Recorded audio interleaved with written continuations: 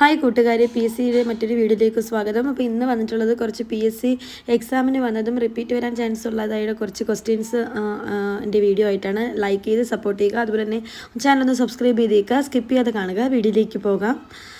First question, താഴെ പറയുന്നതിൽ കേന്ദ്രഭരണ പ്രദേശം അല്ലാത്തത് ഏത്?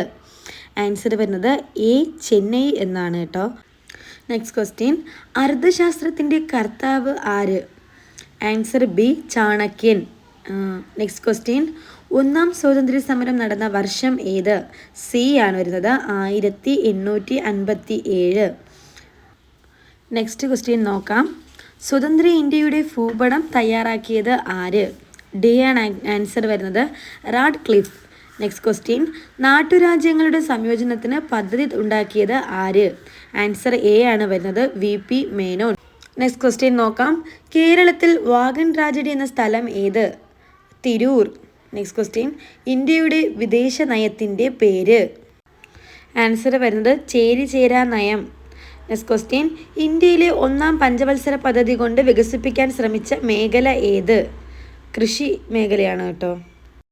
നെക്സ്റ്റ് ക്വസ്റ്റ്യൻ, ഗുരുവായൂർ സത്യാഗ്രഹം നടന്ന വർഷം 1931.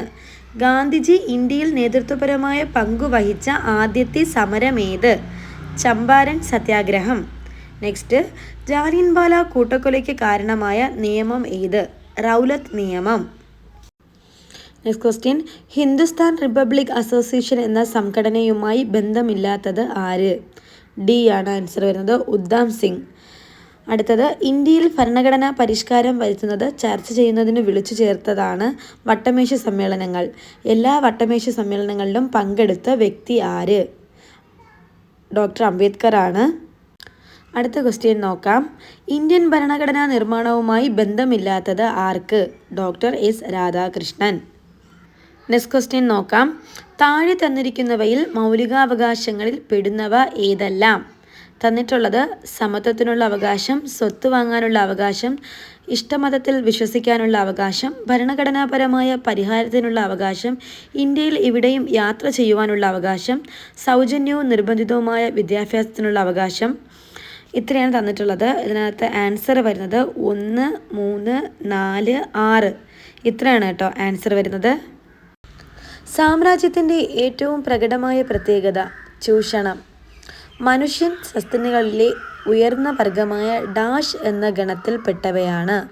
ആസ്ട്രലോപിത്തക്കസ് എന്ന ഗണത്തിൽപ്പെട്ടതാണ്. ഇറ്റലിയുടെ ഏകീകരണത്തിനു ശ്രമിച്ച ചിന്തകൻ ആരാണ്? ഗാരിബോൾഡി. നെക്സ്റ്റ് ക്വസ്റ്റ്യൻ, സുഡാനിലെ നീഗ്രോകളെ നമ്മൾ എന്തു വിളിക്കുന്നു? കാപ്പിരി.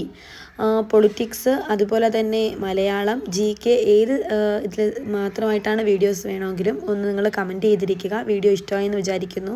ലൈക്ക് ചെയ്തും ചാനൽ സബ്സ്ക്രൈബ് ചെയ്തും സപ്പോർട്ട് ചെയ്യുക. Okay, it's signing off.